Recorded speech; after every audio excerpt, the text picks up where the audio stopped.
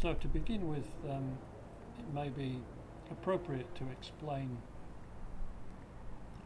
how I came across natural hygiene and the people who influenced me since 1967, in fact.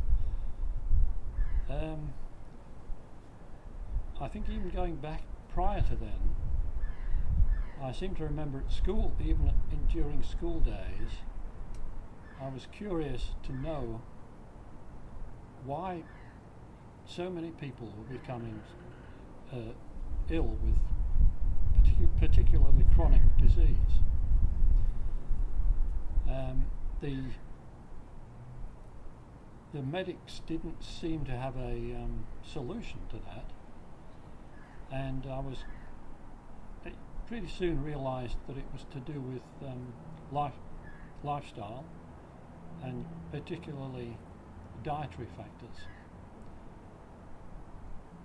So during my time in South Africa, which was in the 60s, my family lived in South Africa in the 60s, I met a very eminent naturopath, as a matter of fact, called Oliver Lawrence. And in those days, that type of naturopathy that he practiced was called straight nature cure, as opposed to the curing type. And it resembled more towards natural hygiene philosophy. So that was my introduction, probably around 1967. After that, I left South Africa in '69, arrived in Melbourne 1970.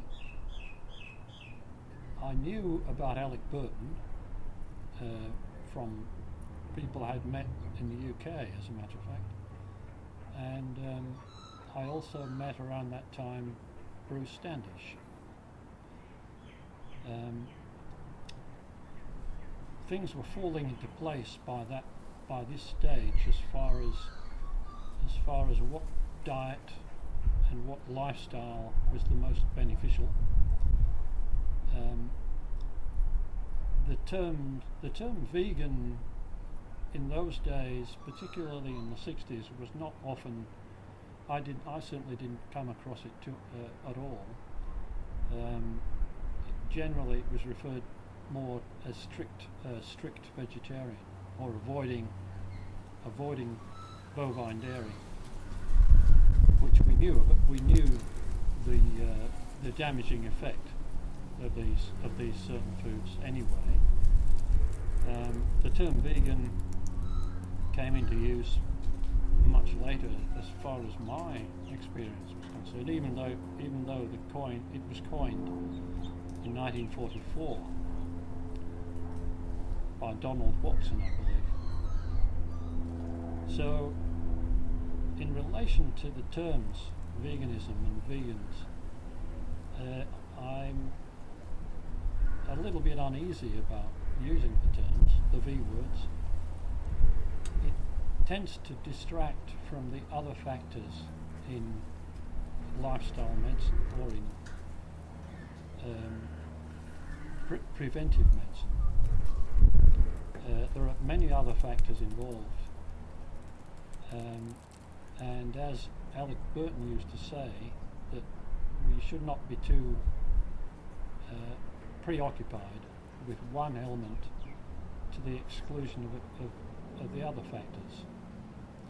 We've got air, we've got the factors of air, water, food, sunshine, rest and sleep, emotional factors. As Shelton used to say, we're either poised or poisoned. So all of these other factors are equally important, I learned. And I may say at this juncture, I don't consider myself an authority. I take the knowledge that I know from the experts and the doctors who have done the studies. I simply try to follow as best I can the principles. That takes us into the 70s. As I mentioned, I met Bruce Standish, who was a great influence. Now, he incorporated not only the health aspect, but also the ethical aspects, which up to that stage I had not considered particularly. So that then was incorporated into my own thinking. So shortly after that, I met Alec Burton, and I interviewed him several times, and also stayed as a guest at his institution in Sydney. Later on in the early 80s, I did several fasts, water-only fasts, at his place. I think it was 82, 83 and 84. Every year, over 3 years, I attended. During the last year, 83, I met another student there, Alan Goldhammer, who was very impressive even in those days.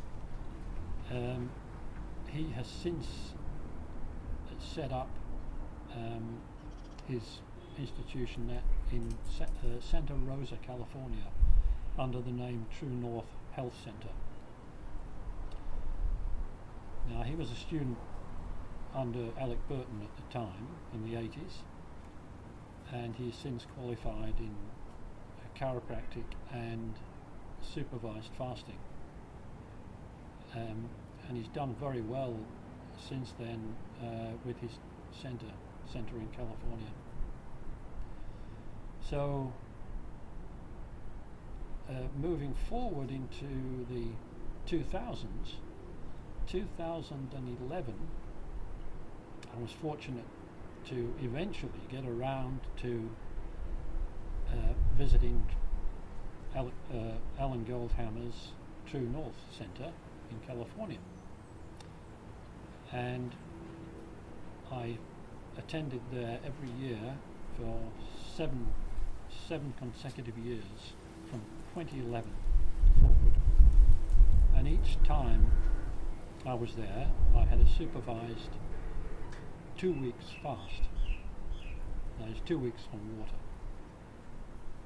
At one occasion I had 22 days fasting, which in a sense bet my previous record of 21 days, which I had with Alec Burton in the 80s. So I cannot express how impressed I was with the way that True North is run. I'd recommend it without going into detail. It's on the web for anyone to look it up, and I'd highly recommend it for recovery of chronic problems, particularly. So that brings us up to the present day, and so I seem to be doing quite well on the regimen. My blood work, our recent blood work at True North came up apparently very good. So all seems to be functioning as it should within the system.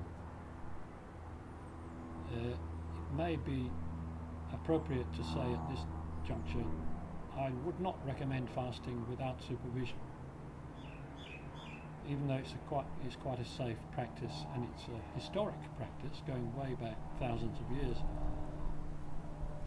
People do tend to do silly things, particularly breaking the fast, and so apart from fasting several days, anything beyond that I would recommend proper medical supervision. So beyond that, now I brought myself up to the present day. So, if there are any queries, Innes? Yes. So every time you've been fasting, it's been for the maintenance of health as opposed to recovery from illness. Yes. Maybe. Yes. Yes. What have your doctors got to say about that, and do many other people do that? Yes, generally, the people I've come across at both the Burton's place and True North, they are generally there to recover from long-term chronic problems. One or two people have been there, like myself, just as a sort of tune-up, and just the benefit of having a fast per every year. So I would be one of the exceptions, I guess, if that answers the question. Yeah. And going back to the 1970s, 80s, and even 90s, what was the vegan scene like in Melbourne? You know, around Bruce Standish and other people that you may have known and met, and did you regularly meet up with other vegans, or was it something you did in private and occasionally met other vegans? I think the main focus was Bruce's meetings in either in his upper room there, or prior to building the large room upstairs. He had meetings in the shop itself, and they were about probably the only meetings we had. We had Alec Burton down a couple of times for lectures, and there was a reasonable amount of people turned up for those. As far as the vegan scene, there were particularly maybe beginning in the 90s, there was a great insurgence of vegan restaurants and thinking. Mainly, I have to say, to do with ethics. There were a lot of sort of junk food vegans, which I was disappointed at, and was one reason why I veered away from the term. I preferred the term preventive medicine or lifestyle medicine. The term vegan tended to distract from, as I've mentioned before, the other factors. That was the vegan scene, and not to disparage the vegans for their environmental efforts and their ethical stance. I think it's very commendable, but it really should be separated from what used to be called natural hygiene, but I prefer now lifestyle medicine. So, if that covers that. Yeah, that's a good answer. In relation to COVID, do you feel that, which is currently here, if you're watching this a year or two in the future, we're in the COVID era right now, have you ever caught any zoonotic disease, and do you feel that veganism and your health regime has played any role one way or the other with that? Sure. No, I've not, as far as I'm aware, developed any zoonotic problems in the present era or going back even. I do recall Alec Burton saying in any pandemic or epidemic, interestingly, the vast majority of people are not affected, whether they're hygienic or not. I mean, obviously, if they're living in a healthy manner, they're super protected. but having said that, it can affect anyone. We're all subject to the laws of life. We break the rules and we suffer the consequences. So there are no exceptions to that. So, yeah, I feel confident, and I don't fear epidemics. At the same time, taking the necessary precautions that are recommended, of course. So, yeah. Do you think there are any instances in which research on animals or animal ingredients is necessary for human health? No, I don't think there is. Particularly these days with automation, computers, and artificial means of testing and so on. I've not really been involved in that side of things, so I'm not an expert on that. But my feeling is that it's not a very productive side of research. And as someone who's fasted with Dr. Burton and Dr. Goldhammer in True North, what would you say are the similarities, and are there any differences between fasting at the two places in the different eras even? Yeah, that's a good question. Yeah. Dr. Burton was, he'd had no reservations about taking people on quite long fasts, quite extended fasts. He knew what he was doing, and there were some remarkable recoveries. I think probably would be one of the main differences between Hygiene, or Alec Burton's place, and True North. True North, they do not extend fasting beyond 40 days, and generally much less than that in any case, but that's about the limit they'd like to take things. They like to stop the fast when symptoms have resolved. So after, say, 4 or 5 days, if the symptoms of asthma or arthritis or some other chronic problem have resolved, they like to stop the fast and continue with quite a strict regimen of eating. And indeed, some patients don't respond very well to fasting, and they just stay on the diet. They stay supervised on the diet itself. People do vary with their reactions to fasting. The worst reactions would be people who have been on rich food for lengthy periods prior to fasting. They tend to suffer, but it does vary between individuals. That would be the main difference, I'd say. Also, the True North is more comprehensive in that it's a larger centre. There are many things to occupy your mind while you're there. There are lectures and talks daily,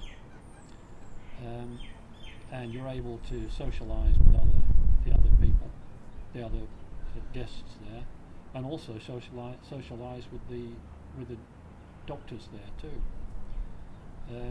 In addition, they've recently incorporated their own laboratory, so they can analyse the results of some of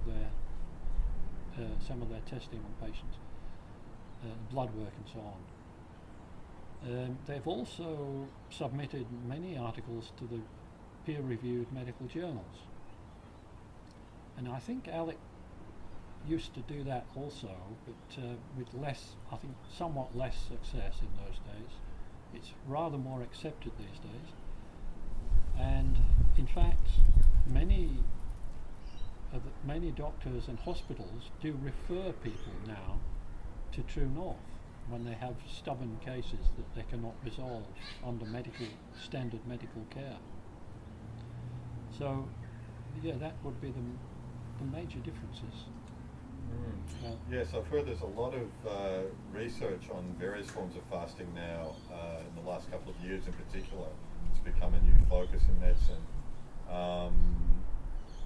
Do you fast on any other type of way, such as intermittent fasting or 1 day a week, or do you do anything on a weekly or daily basis with regards to restriction? Oh, I see. Yes, well, that's a good question. My daily regime is generally 2 meals, an early lunch around 11 and dinner 6 hours later. This separates the meals with long periods, which is very advisable, very beneficial. Alec Burton used to recommend this. So effectively, we have a fast between meals. Technically, it's not really a fast because the food is still within the system. The external food is still in the system. Even 24 hours, which I generally, probably twice, maybe 2 or 3 times a week, I'll miss lunch if I'm busy doing something, and just have the one meal. So effectively, we then have a 24-hour fast.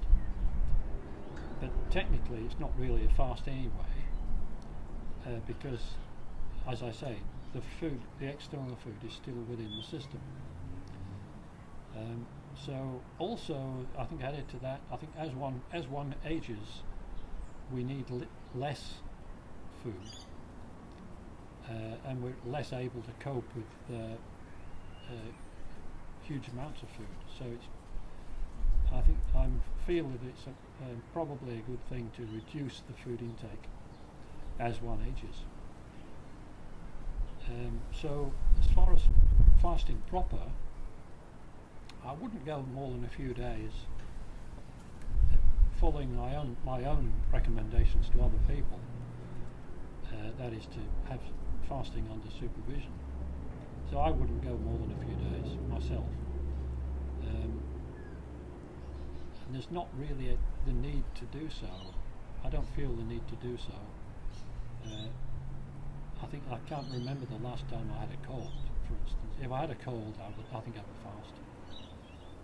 But I can't remember the last time I had a cold. So, yeah, does that answer the question? Yeah, that's great. Any commentary on Keki Sidwa and the time you met him and interviewed him, and any other naturopaths you may have come across, like Kenneth Jaffrey or C.K. Milne, or those sorts of things? People. Right. Yeah. I did meet Keki Sidwa in the UK in the 80s. I was visiting the UK in the 80s, and I met him and interviewed him. Unfortunately, the tape has since been lost.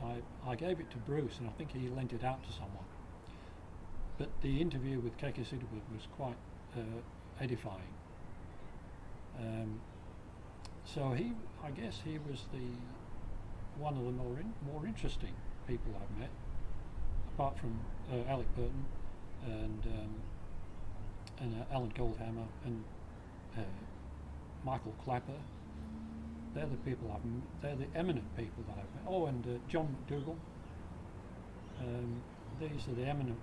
As a matter of fact, John McDougall was at the Burton's place during one of my visits there, and I was able to meet him and talk to him then.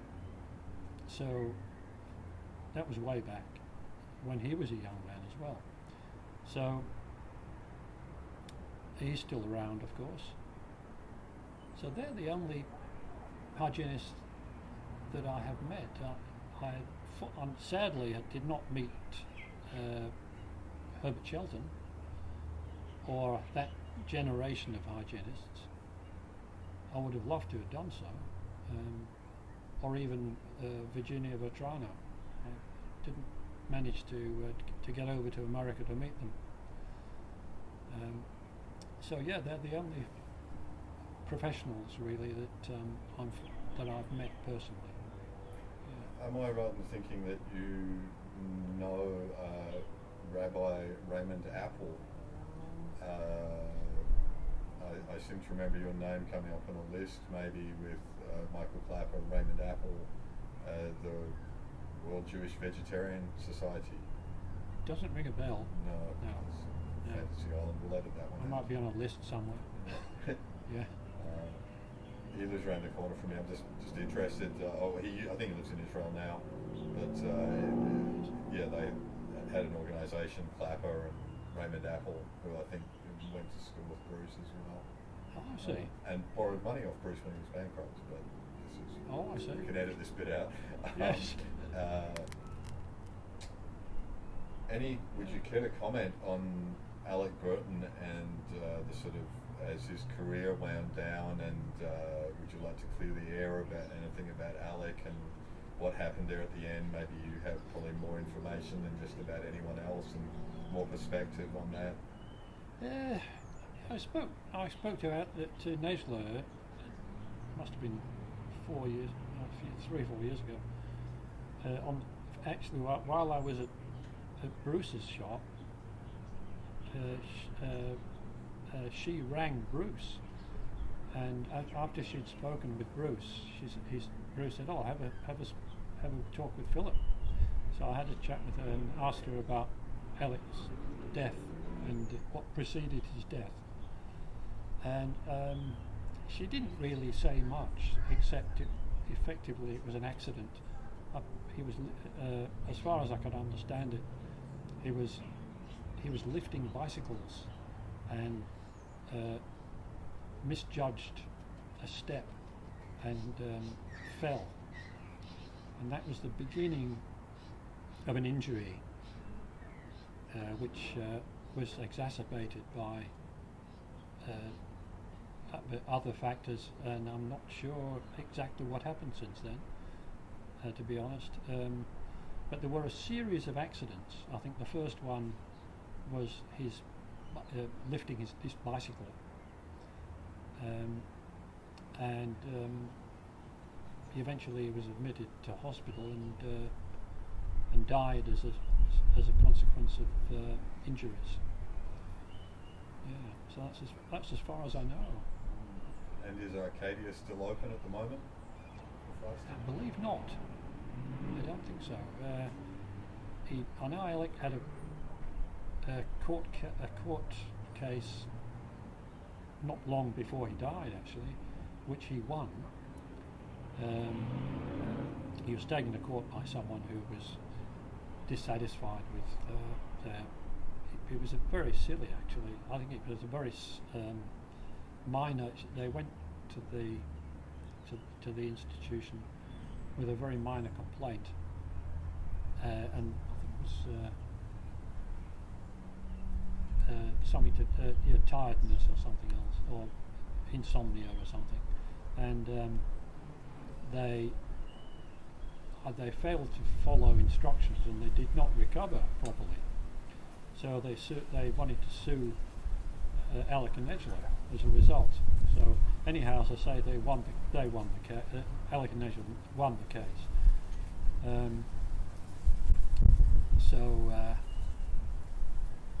Since then, I think Nejla has not really been running the place as it used to be. So, and I think Michael Clapper suggested to her that she close the place down. So that's as far as I know on that one. And do you know anyone in Australia or even around the world who has been as vegan as long as you have?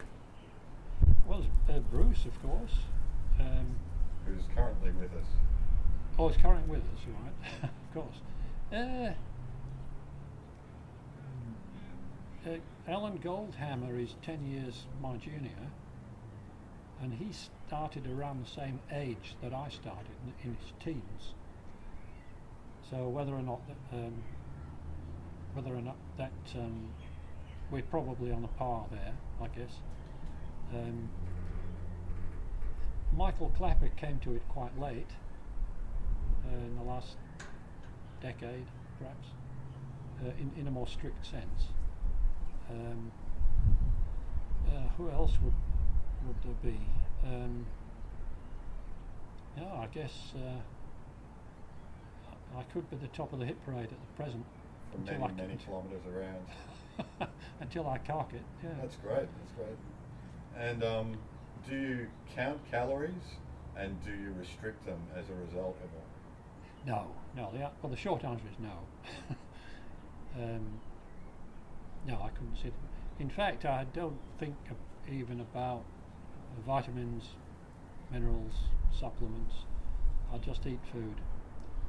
I think probably the exception would be B12, just to be sure. I'm not entirely convinced that it's necessary as a supplement, that is. But I think it's a good idea to have a B12 supplement. Yeah, I think it's necessary for people who've been living a toxic lifestyle or had toxic damage. Oh, indeed. To recover. But if someone's eating naturally a lot of food from the ground, then maybe they can get away with it. Well, as Michael Clapper says, it used to be in the vegetables and in the soil and in the water. Now, with cleanliness and better hygiene generally, it no longer is, and we have chlorine in the water, so it's probably necessary to take a supplement. Yeah. And I see we've got some of your, I guess we could call it health, vegan, plant-based artwork in the background. Yes. How long have you been a cartoonist, if I may call you a cartoonist? Or? Oh, very amateur. Probably the last few years. I just wanted to draw attention to the authorities, particularly the food groups and research groups who are really not on board and have money as a motivator. So I think the research groups and the food groups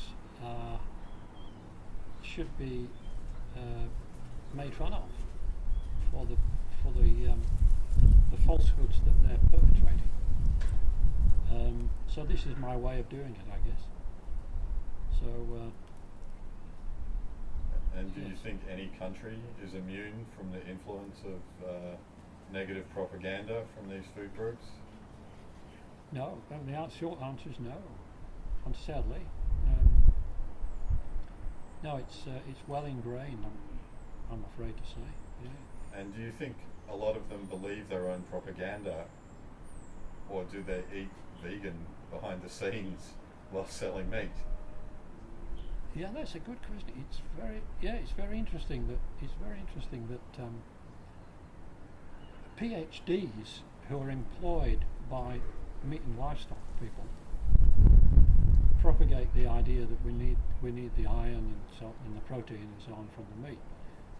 But they're PhDs. I mean, it makes you wonder how, first of all, how honest they are, how kowtowing they are towards the industries. I mean, the food industries generally do employ dietitians, and it gives me great pleasure in exposing them when they're effectively food for comment, cash for comments. So. Yes, the Schadenfreude of exposing them is a great pleasure to me. I think they should grovel in the sand at their wrongdoing. Yeah. Mm-hmm. And I know that you and some other hygienists as well, such as Bruce Standish, are not that interested in mobile phones or the internet beyond very light usage, it seems. Is this part of your overall health philosophy or just a personal preference, do you believe? Yeah, it's a controversial point, isn't it? It seems, I'd say it's probably the dangers of consistent use have probably been underestimated. Charlie Teo, the surgeon, the celebrity surgeon, he is also very wary of mobile devices. He said this publicly, and by the way, he's also become vegan. So he seems to be aware and kind of quite an aware person. So yeah, from my own viewpoint, I think that they can be of use in limited use, and I wouldn't be averse to using them very occasionally or for emergencies, but generally I'd use a regular landline phone. And as far as tablets and such, the same goes. Yeah. Mm-hmm. Okay. Well, Philip, is there anything else you want to say, or? I can't think of anything. Oh, that's terrific. And thanks for sharing your thoughts online. You're perfectly welcome. Coming Yes. online for us. Right.